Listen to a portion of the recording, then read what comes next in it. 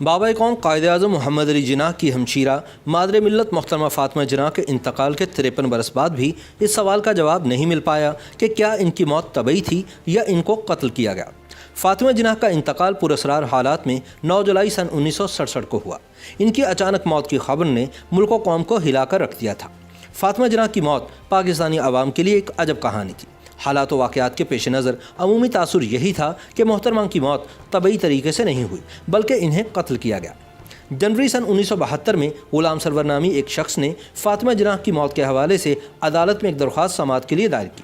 اس حوالے سے اخبارات میں شائع خبر کے مطابق ایڈیشنل سٹی میجسٹریٹ ممتاز محمد بیگ نے غلام سرور ملک کی دفعہ 176 ضابطہ فوجداری کے تحت درخواست کی سماعت کے لیے 17 جنوری سن 1972 کی تاریخ مقرر کی۔ غلام سرور ملک نے اپنی درخواست میں کہا تھا کہ میں پاکستان کا ایک شہری ہوں اور محترمہ فاطمہ جناح سے مجھے بے انتہا عقیدت ہے۔ مرحومہ قوم کی معمار اور عظیم قائد تھیں۔ انہوں نے تمام زندگی جمہوریت اور قانون کی سربلندی کے لیے جدوجہد کی۔ سن 1964 میں جب انہوں نے صدارتی انتخابات میں حصہ لیا تو وہ عوام کی امیدوں کا مرکز بن گئے۔ وہ اس ٹولے کی راہ میں جو ہر صورت اقتدار سے چمٹا رہنا چاہتا تھا ایک بڑی رکاوٹ تھیں اور یہ ٹولہ ہر قیمت پر ان سے نجات حاصل کرنا چاہتا تھا۔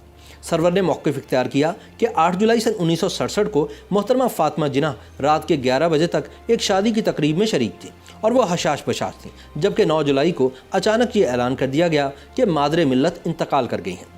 ان کی تجہیز و تکفین کے وقت عوام کو جنازے کے قریب نہیں جانے دیا گیا اور یہاں تک کہ انہیں سپرد خاک کرنے تک ان کے آخری دیدار کی اجازت بھی نہیں دی گئی۔ اس دوران جو آخری دیدار کرنا چاہتے تھے ان پر لاٹھی چارج کیا گیا اور آنسو گیس پھینکی گئی۔ اس وقت یہ افواہیں بھی عام تھیں کہ فاطمہ جناح کے جسم پر زخموں کے نشان تھے اور ان کی ایک آنکھ پر نیل پڑا ہوا تھا، لیکن ان افواہوں کو دبا دیا گیا۔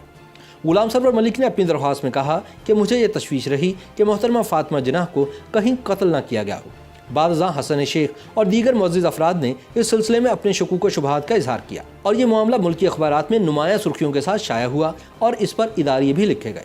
اگست سن 1971 میں ایک مقامی اردو روزنامے میں ایک خبر شائع ہوئی کہ محترمہ فاطمہ جناح کو قتل کیا گیا ہے۔ اس خبر میں غسل دینے والوں کے بیانات بھی شائع ہوئے، جس میں ہدایت علی عرف کلو غسال نے کہا تھا کہ محترمہ فاطمہ جناح کے جسم پر زخموں کے گہرے نشانات تھے اور ان کے پیٹ میں سوراخ بھی تھا جس سے خون اور پیپ بہہ رہی تھی۔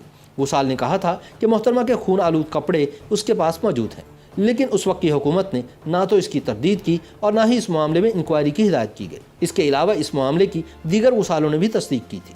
غلام سرور ملک نے اس سلسلے میں اخبارات کی کاپیاں بھی ثبوت کے طور پر عدالت میں پیش کیں۔ انہوں نے عدالت سے درخواست کی کہ وہ اپنے خصوصی اختیارات کو بروئے کار لاتے ہوئے مذکورہ والا حقائق کی روشنی میں عدالتی تحقیقات کروائے۔ اس مقدمے میں اختر علی محمود ایڈوکیٹ پیروی کر رہے تھے۔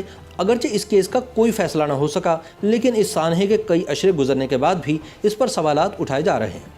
22 جولائی سن 2003 کو روزنامہ نوائے وقت میں سابق اٹارنی جنرل اور محمد علی جناح کے اعزازی سیکرٹری شریف الدین پیرزادہ نے لکھا تھا کہ فاطمہ جناح کی طبعی طور پر موت واقع نہیں ہوئی تھی بلکہ مادر ملت کو ان کے ملازم کے ذریعے قتل کروایا گیا تھا۔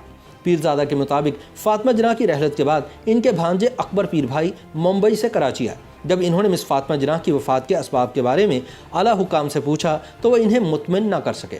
انگریزی روزنامہ ڈان میں شریف الدین پیرزادہ کا ایک اور انٹرویو شائع ہوا جس میں انہوں نے کہا کہ قائد اعظم کے بھانجے اکبر پیر بھائی نے ایوب خان سے کہا تھا کہ فاطمہ جناح کو قتل کیا گیا ہے، مگر تحقیقات کے لیے اکبر پیر بھائی کی درخواست مسترد کر دی گئی تھی۔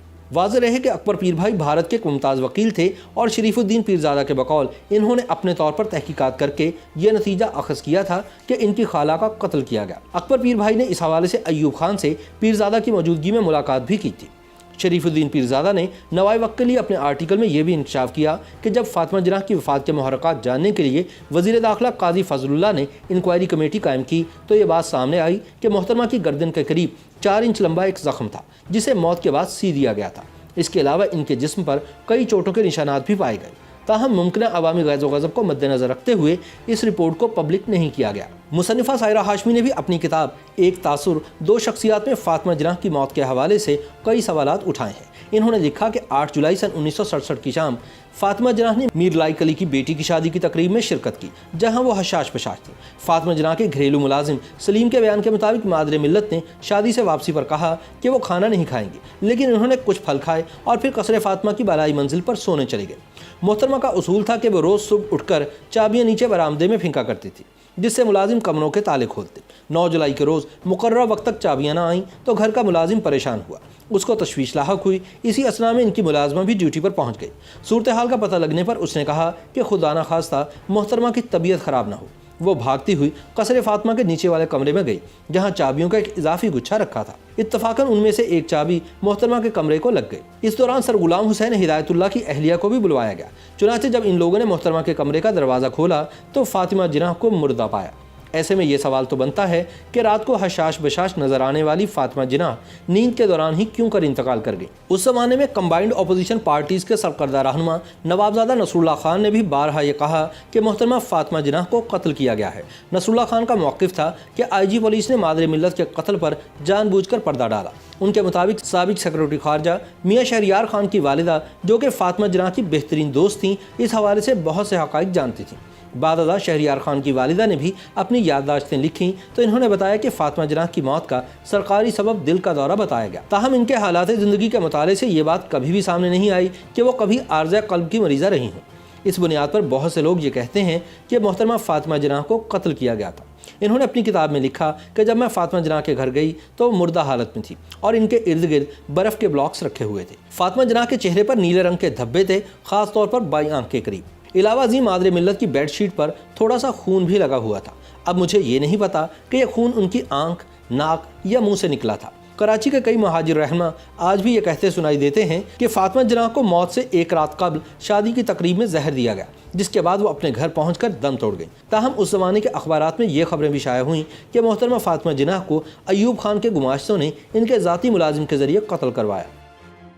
YouTube पर गूगली न्यूज देखने के लिए youtube.com की सर्च बार में गूगली न्यूज TV टाइप करें। गूगली न्यूज के पेज पर सुर्ख रंग के सब्सक्रिप्शन वाले बटन पर क्लिक करना ना भूलिए। YouTube पेज पर अपलोड होने वाली वीडियोस से बाखबर रहने के लिए बेल आइकन पर क्लिक कीजिए। आपको हर नई वीडियो के बारे में नोटिफिकेशन मौसूल हो जाएगा।